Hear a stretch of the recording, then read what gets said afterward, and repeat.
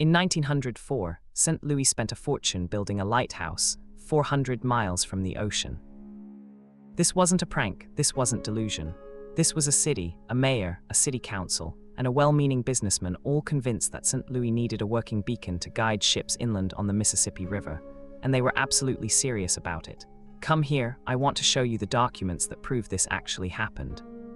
Exhibit 1, the original proposal. In 1903, a St. Louis businessman named Luther Waggoner approached the city with a vision. He'd seen lighthouses on Lake Michigan, he'd studied maritime navigation, and he genuinely believed, that the Mississippi River traffic needed the same infrastructure. A lighthouse, he argued, would guide tugboats and barges safely through the city at night. Here's where it gets interesting. The city council didn't laugh him out of the room. They listened, they nodded, they asked questions about height, cost, and light intensity.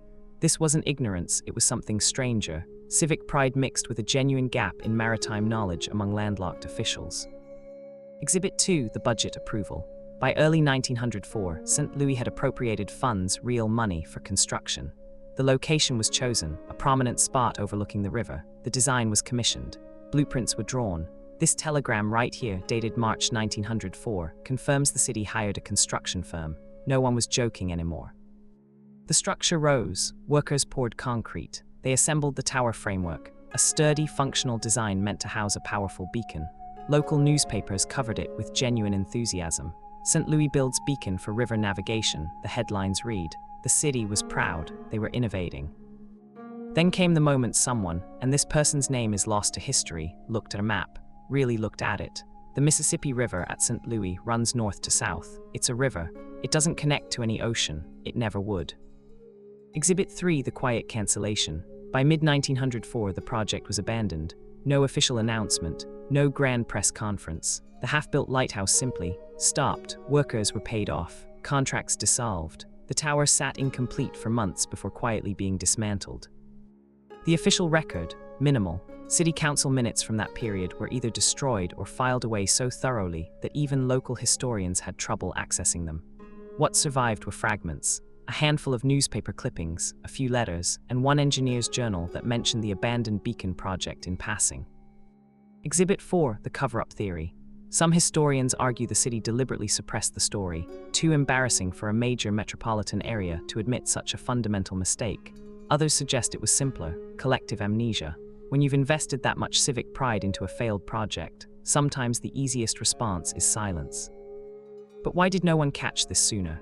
Why didn't Luther Waggoner realize the fundamental flaw in his own proposal? The answer lies in something historians often overlook.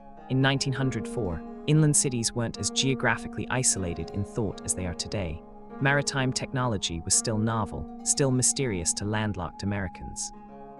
Lighthouses represented progress, modernity, prosperity. If Lake Michigan had them, why not the Mississippi? The logic was circular, but it was also deeply human. A city wanting to prove it belonged among the great ports of the nation. Exhibit 5, the architectural remnants. If you know where to look in St. Louis, and I mean really know, there are still traces. A foundation here, a concrete slab there. Local preservationists have quietly documented them, though the city has never officially acknowledged what they belong to. The irony, St. Louis did need better river navigation infrastructure, just not a lighthouse. What they actually needed, and eventually built, were dredging operations, improved docking facilities, and better tugboat regulations. Practical solutions instead of romantic ones. Exhibit 6, the financial record. Tracking down exactly how much money St. Louis spent is difficult. Again, those missing records, but estimates from city ledgers suggest somewhere between $8,000 and $15,000. In 1904, that was roughly equivalent to a year's salary for 100 workers. That money vanished into a half-built tower that served no purpose. No plaque marks the spot. No museum exhibit explains what happened. It's as if the city collectively decided that this particular moment of ambition meets delusion should simply be forgotten. What makes this story remarkable isn't the failure, cities fail all the time. It's the conspiracy of silence that followed. An entire community chose to erase a chapter of its own history rather than admit a fundamental misunderstanding. That takes a particular kind of collective will. So we're left with this, a phantom lighthouse that almost existed, a city that tried to will it into necessity, and a gap in the historical record that's almost as interesting as the hoax itself. The St. Louis Lighthouse never guided a ship, but it guided us toward a peculiar truth about how communities remember and forget their own mistakes. Subscribe. Every week we uncover the historical gaps, forgotten hoaxes, and civic absurdities that almost rewrote American cities.